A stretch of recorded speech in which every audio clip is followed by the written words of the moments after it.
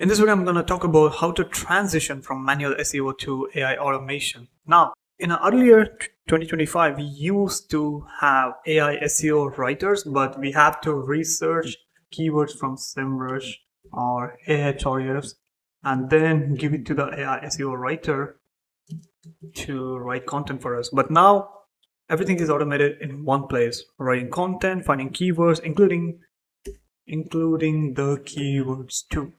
Okay, so everything is at one place, so you can use a simple tool called Arvo. So here it does everything for you. So if I go and show you the pricing section, so if you go to the pricing section, it is written auto keyword research.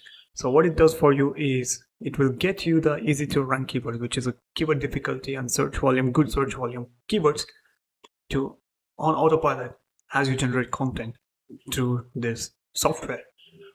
Now also you have many options right here. You can convert YouTube to blog post, and you have news article. It fetches the latest information, latest info about the news keyword. And we also have the blog automation, which you can run every single day.